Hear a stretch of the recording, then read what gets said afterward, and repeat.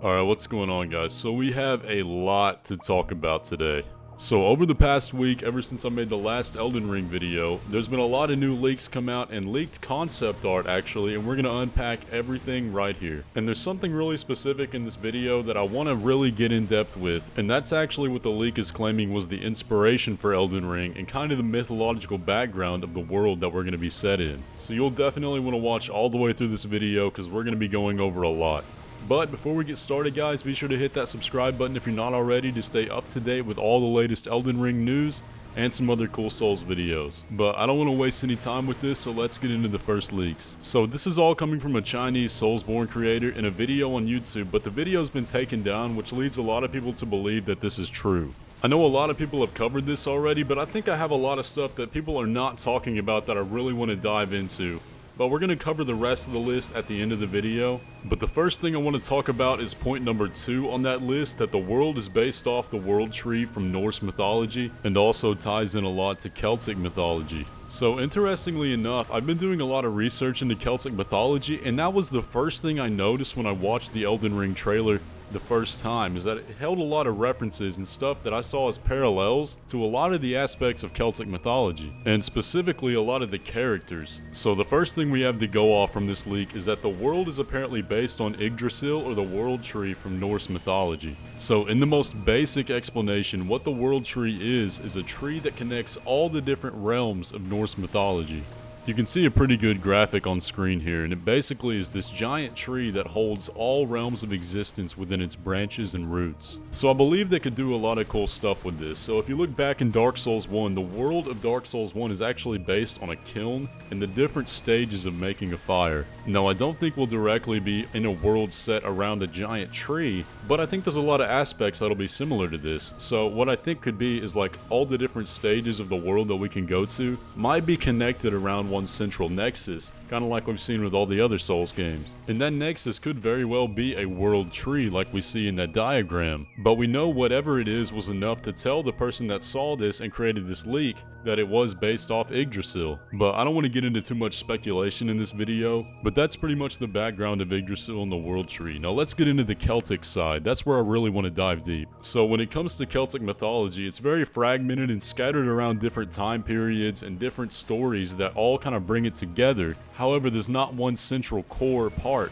that makes up Celtic mythology, because a lot of it was destroyed in the spread of Christianity and different religions into Ireland. But we still have a lot to go off of. While there's not one revolving creation story that encapsulates all of Celtic mythology, there is a lot of central aspects that hold true across all timelines. The most prominent characters in Celtic mythology are the Allmother Danu, who gave birth to the Tuatha Dé Danann, the pantheon of gods surrounding Celtic mythology. Over the course of history, many different gods have been introduced to Celtic mythology. However, there's a few very prominent ones that have remained storied throughout all the years. In very simple terms, Celtic mythology revolves around the battles between the Tuatha Dé Danann and the different inhabitants of Ireland over the years. So a central aspect of Elden Ring that a lot of people have noticed was the prominence of arms and attaching arms and different things like that. So in Celtic mythology, there's a king of the Tuatha Dé Danann named Bress who loses his arm in a battle, and it is replaced by a metal arm. Now, because of this impurity, he can no longer be king of the Tuatha Dé Danann because he's not perfect. His arm is later restored to an arm of flesh, and the perfection in itself is restored in him. Now, if you remember from the trailer, there was that character who was attaching a metal arm in place of one of their arms. And then later on in the trailer, we see that one character with the many different arms coming over them, holding up an arm of flesh almost as an offering or a gift. Now, I'm not trying to imply that this character is the king of the Tuatha Dé Danann or a direct reference to Celtic mythology, but when I was watching the trailer, that really stood out to me and I drew that resemblance almost immediately. Now, if I'm being honest, that first character really resembles a Valkyrie from Norse mythology, more than it does anything I've seen in Celtic. Now, another character in Celtic mythology is Lu, who later becomes the king of the Tuatha Dé Danann. He is most well known for his proficiency with a spear that no one could stand against, and his great exploits in honor in battle. And we see something very similar to this in the trailer with that character running with a spear across the battlefield and meeting no resistance. Now, once again, I'm not trying to imply any direct comparison, however, it was just a very striking resemblance that I noticed. Also in Celtic mythology, we have these creatures known as the Fomorians, that are the sworn enemies of the Tuatha Dé Danann. They're described as being these beastly creatures that rose up from the earth, and being fearsome in battle, almost orcish, kind of. And this dude in the trailer could kind of look like that, but I mean, he just kind of looks like an orc you'd find in any other kind of fantasy setting. But once again, it's just that kind of similarity I keep seeing over and over again. In other Celtic literature, we also see Fomorians described as snake-like and almost Lovecraftian in a sense. And then I saw that leaked concept art and I'm like, well, there's another similarity. I'm not trying to imply that this is what these are. These could very well just be any other type of fantasy setting.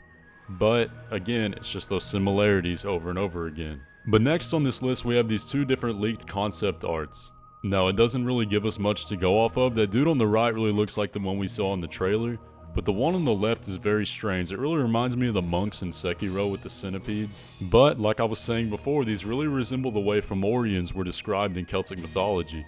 With this, we can kind of see the way they're trying to take the direction of the game in terms of the art. It's that same creepy Lovecraftian style that we see with Dark Souls and Bloodborne. But from here, I just want to go through this list and talk about each point a little bit. So we've discussed the Celtic mythology and the leaked concept art. So number 3 states the gameplay is similar to Dark Souls, but the map is much larger. Includes dynamic weather and dynamic day, night, and afternoon cycles. Imagine you fight a boss from day to night, he said, and the weather changes from sunny to thunderous. I think if you're gonna have an open world game, you kinda have to have this kind of thing to make the world feel alive and it actually be like a interactive setting. So I could definitely see them doing this with the game. And number 4, it says the modeling of enemies is more complex and there will be Cthulhu style enemies similar to Bloodborne.